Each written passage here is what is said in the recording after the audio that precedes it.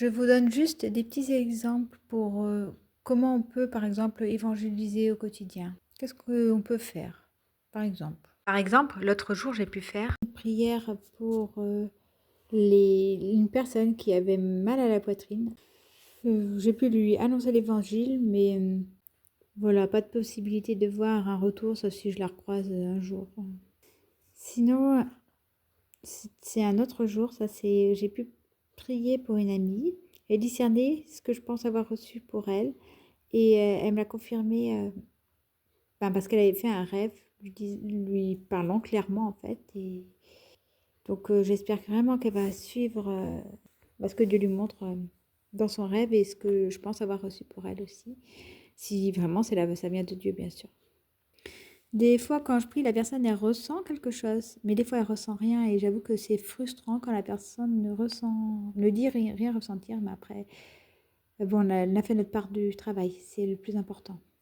Des fois, c'est également le lendemain que ça va mieux, comme une collègue de travail avec qui j'avais prié pour une inflammation au niveau de la jambe, du pied.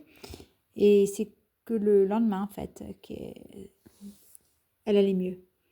Mais pareil, il faut que je reprie pour elle parce que elle va mieux peut-être, mais il faudrait qu'elle soit entièrement guérie. Des fois, dans la famille, on croit que c'est plus facile, mais en fait, pour moi, c'est plus dur parce ils te connaissent en fait.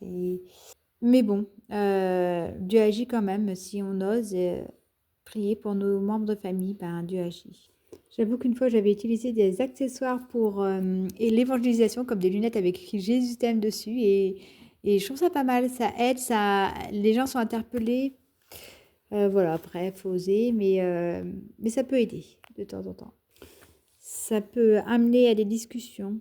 Des fois, pour évangéliser, on peut juste aussi inviter quelqu'un. Inviter quelqu'un, par exemple, à une soirée gospel où on sait qu'il va y avoir de la louange, un stage gospel même, inviter les autres et à entendre l'évangile, inviter les autres à aller à l'église. Ce qui est bien également, c'est de toujours avoir un évangile sur soi afin de pouvoir le donner. Pas forcément une Bible complète, mais juste un évangile, afin de pouvoir donner, être toujours prêt en fait à témoigner. Mais c'est vrai que pour ça, il faut sortir. L'autre jour, je vais à Lannion, je vois une dame, et pile poil, elle avait besoin en fait exactement de ce que je pouvais lui apporter. Donc c'est cool, c'est ce genre de situation que j'aimerais vivre tous les jours. Comme par hasard, tu es au bon endroit, au bon moment, et tu croises la personne qui a besoin. Enfin, tu sais même pas pourquoi tu lui parles, mais tu lui parles et hop, tiens, voilà, tu réponds, tu peux répondre à son besoin, c'est merveilleux. Après, avec les réseaux sociaux aussi, c'est plus facile, on peut envoyer des messages plus facilement, inviter les gens sur Internet. C'est peut-être plus facile parce qu'on se cache derrière un écran et c'est peut-être plus facile pour ceux qui n'osent pas confronter réellement en face à face. Donc on peut témoigner par les réseaux. Après, si tu n'oses pas parler du tout, vraiment, tu peux aussi juste déposer un gâteau, par exemple, ou un sandwich à quelqu'un qui a faim, quelque chose comme ça. Tu peux juste faire un geste, ou alors tendre dans ton geste, en plus de ça, tendre un évangile. Juste tendre, dire que Dieu te bénisse, ou rien dire. Je sais pas si tu n'oses pas parler, mais je t'encourage quand même à oser, à aller de l'avant, parce que Dieu ne nous a pas donné un esprit de timidité, mais un esprit de force, de courage. Voilà, que Dieu te bénisse. Et je t'encourage à aller de l'avant et à aller oser parler de Jésus. Et merci de m'avoir écouté. Car le Fils de l'homme est venu pour sauver ce qui était perdu, pour tout réconcilier.